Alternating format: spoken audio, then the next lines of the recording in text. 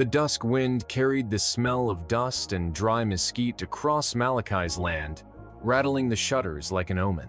Elena sat hunched on the porch steps, her tears carving pale streaks through the dirt on her face. Malachi stayed beside her, not speaking, just letting her silence breathe.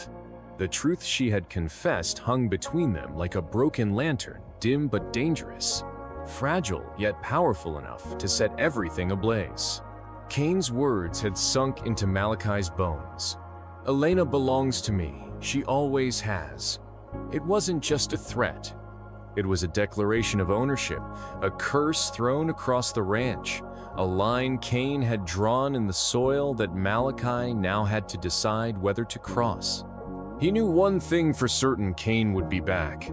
Men like him always came back. Mrs. Crane stepped outside with 2 tin cups of coffee, her hands steady though her eyes were hard with old fire. She set one cup in front of Malachi and the other beside Elena, who stared blankly into the night. "Storm's comin', Mrs." Crane muttered, not looking at either of them. "And not the kind the land needs." Malachi wrapped his hands around the warm tin, staring across the pastures where the shadows stretched long. The cattle grazed quiet, unaware of the war creeping toward them. "What do you know of Cain?" he asked. Mrs. Crane's lips tightened. She sat herself on the rail, the shotgun across her knees. "Enough. Man's been bleeding people for 30 years. Gambling, land deals, indentured debts. And when he couldn't bleed a man, he took his daughters instead. Some say he started with his own wife. No law ever touched him, but he's got half the town in his pocket." Elena flinched like she'd been struck. "He doesn't stop. Ever. He'll break everyone around me until I go back. That's what he does." Malachi leaned closer. "And your sister, Sarah? Is she truly—" Elena nodded sharply, cutting him off. 17, and he'll dress her up like a lamb for slaughter. He thinks if I don't return, she'll take my place in his business. That's why I can't stop running. But running hasn't saved me." She turned, eyes shining wet and wild. "It's only dragged death closer." Malachi stared at her for a long time, the truth wrapping itself around his ribs like a steel band. He hadn't asked for this fight, hadn't invited it into his land. But it was here all the same, and now it was his. That night, sleep would not come. He patrolled the fence lines with his rifle, scanning the horizon for movement. Every rustle in the grass sounded like a boot, every shadow like a horseman. And when he finally drifted inside, he found Elena curled by the hearth, asleep but restless, her hands clenched as though holding back nightmares. When dawn broke, Malachi's unease turned to something far stranger. He found tracks in the dirt beyond the north fence moccasin prints, silent as whispers. Not Cain's men, something else. And in the distance, he swore he saw figures on the ridgeline, watching the ranch in stillness. Not enemies, not yet, but watchers. The ranch was no longer his alone. The storm was spreading. By midday, word had spread. Cain and his riders had been seen in town, holding court in the saloon as though they owned it. Marcus swaggered at his side, boasting about fugitives, debts, and the justice Cain claimed was his to deliver. The sheriff stayed silent, sipping whiskey in the corner, his badge dull with dust. Malachi realized then that Cain didn't need the law. He was the law in this county. But the watchers in the hills kept returning. That evening, as Malachi worked the corral, he found the evidence undeniable: a string of braided horsehair left on the fence post, tied in the pattern of the Shamawe tribe. He knew their land stretched beyond the river, their warriors fierce and proud. They weren't trespassers by accident, they were sending a message. Elena noticed it too, and her face drained pale. "They're watching because of me." Malachi shook his head. "Or maybe they're watching Cain. A man like that makes enemies wider than the desert." 2 nights later, the watchers came closer. Mrs. Crane spotted them, first figures on horseback, lit only by the moon, holding silent vigil at the edge of the fields. They did not cross onto the land. They did not speak. But their presence was undeniable. A wall of quiet judgment pressing on Malachi's chest. Finally, as the third night deepened, one broke away and rode to the gate.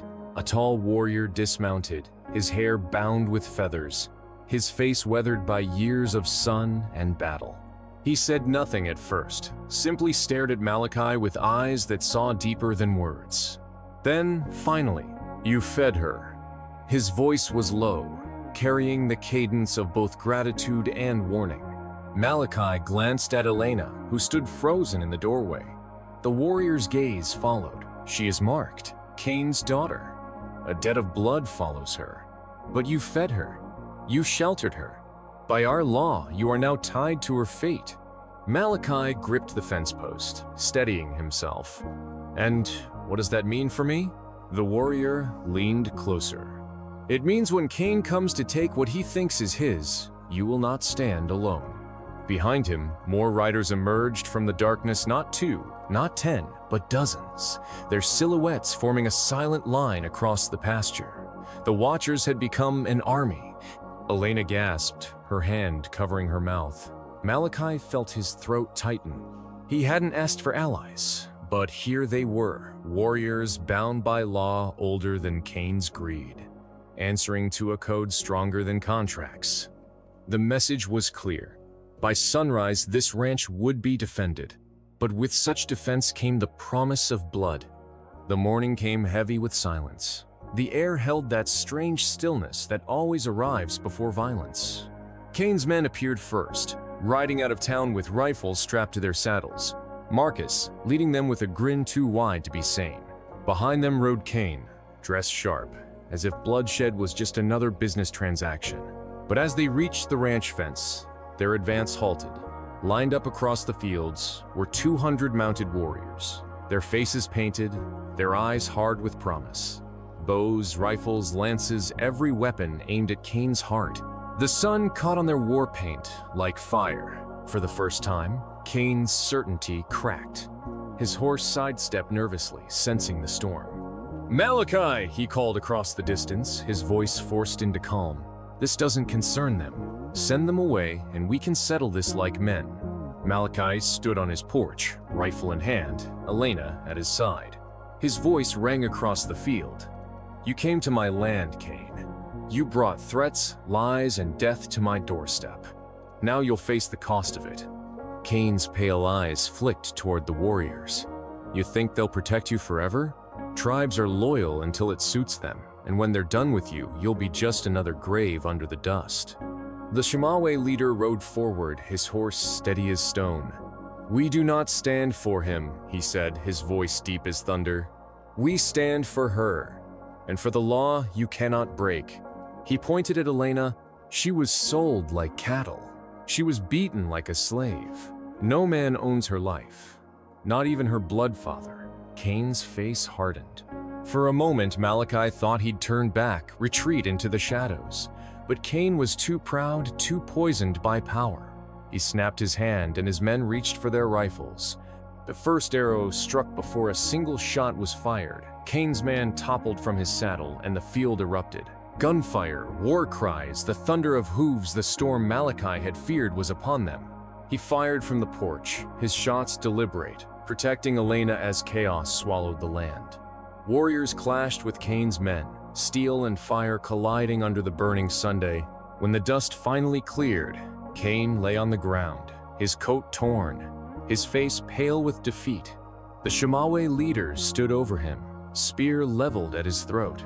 Malachi lowered his rifle but kept his eyes sharp. "You will leave," the leader said coldly, "and you will never send your shadow against this land again. Or next time, you will not rise." Cain's eyes burned with hate, but even he knew defeat when it sat on his chest. He spat blood into the dirt, mounted his horse with Marcus's help, and rode away, broken but alive. Elena collapsed into Malachi's arms, sobbing. But her tears were different this time, not despair, but release. Around them, 200 warriors raised their weapons in silent salute. By sunrise, Malachi's ranch was not just his anymore. It was defended, bound by an oath written in fire and blood. The story of Malachi, Elena, and the tribe is more than just a tale of the Old West. It's a reminder that kindness is never small a meal offered, a hand extended, a roof given in the storm. Those choices can ripple into protection, loyalty, and even salvation. Malachi fed a homeless mother, and by sunrise, her people stood ready to defend him with their lives. So when you think your actions don't matter, remember this story. One act of compassion can awaken an army. One moment of courage can change the course of fate. If this story gripped you, share it. Let others feel the weight of loyalty and the power of sacrifice. And if you're ready for more tales of the West of honor, shame, betrayal, and redemption, stay with me, because these stories are far from over.